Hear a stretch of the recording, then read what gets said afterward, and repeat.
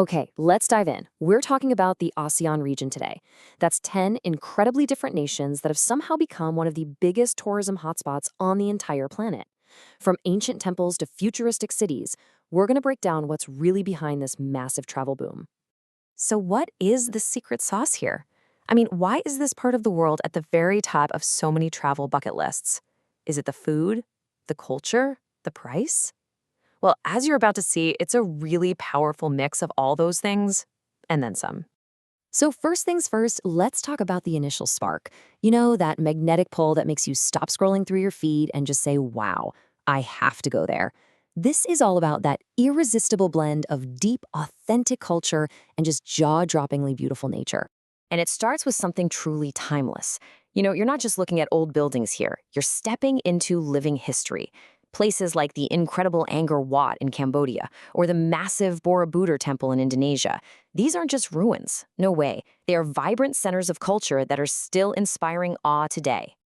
And that living part of the culture, it just explodes into life with these amazing festivals. And of course, the food. I mean, can you imagine getting caught up in Thailand's Songkran Water Festival? It's basically a giant, happy, nationwide water fight.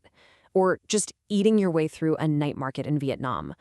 These are things you don't just see, you feel them, you taste them. So the key takeaway here is the sheer variety. It's incredible. Whether you're a history buff wanting to explore ancient sites, someone who wants to experience living traditions like gamelan music, an adventurer looking for those famous beaches in the Philippines, or you just want to go on the food tour of a lifetime, ASEAN has you covered. There is genuinely something for everyone. Okay, so a dream trip is one thing, but an affordable dream trip, that's a whole other level. And honestly, the economics of it all is a massive piece of the puzzle. It's what makes these amazing experiences accessible to so many more people. And this really gets to the heart of it. Your money just goes further. It's that simple. For a lot of travelers, a budget that might just cover a pretty standard vacation back home can unlock a much longer, richer, and way more immersive trip in Southeast Asia. And when you break down where that money actually goes, you can see why. Take a look. Accommodation, food, activities, they're the biggest chunks, for sure. But they often cost just a fraction of what you'd pay elsewhere. That means you can stay longer, see more, and spend your money on actual experiences instead of just the basics. Of course, none of this is happening in a vacuum. Travel today is completely different than it was even 20 years ago. So let's look at how tech and social media have totally reshaped how we discover, plan, and share our adventures in the ASEAN region. I mean, think about the journey of a modern traveler. It's almost entirely digital, right? The inspiration probably comes from a picture you saw online. Then the research is all about peer reviews. Booking is just a few clicks. And when you finally get there, your phone is your map, your translator, your guide. It's this seamless flow from dreaming about it to actually doing it. And this is so powerful because it means peer recommendations are the new guidebooks. A real story from another traveler about some hidden gem they found in Laos, that carries so much more weight than some official ad campaign.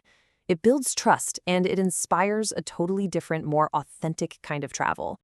But, and this is a big but, with this explosion in popularity comes a pretty serious downside. We have to be honest and look at the challenges this growth has created. It's not all pristine beaches and empty temples. There's a hidden cost to being this popular. Just look at this chart. The growth in visitor numbers leading up to the pandemic was absolutely explosive. And while that was great for the economy, that surge put an immense amount of pressure on local communities, on the environment, and it led to a major, major problem. And that problem has a name you've probably heard: overtourism. It's that tipping point where tourism stops being a purely good thing and starts causing real harm to the place itself, to the people who live there, and, you know what, even to the travel experience itself.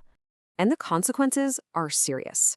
We're talking about fragile coral reefs getting damaged from too many boats and people. We're talking about famous hotspots like Bangkok and Bali getting so overcrowded that basic things like waste management become a huge issue. And we're talking about local traditions becoming, well, commercialized and losing their authentic meaning. So, what's next? Faced with all these challenges, the entire region is really at a turning point. Let's look at the new trends and ideas that are shaping a smarter and hopefully more sustainable future for travel in Southeast Asia. This timeline really captures the shift in thinking. The old model of just mass tourism, just get as many bodies in as possible, is fading.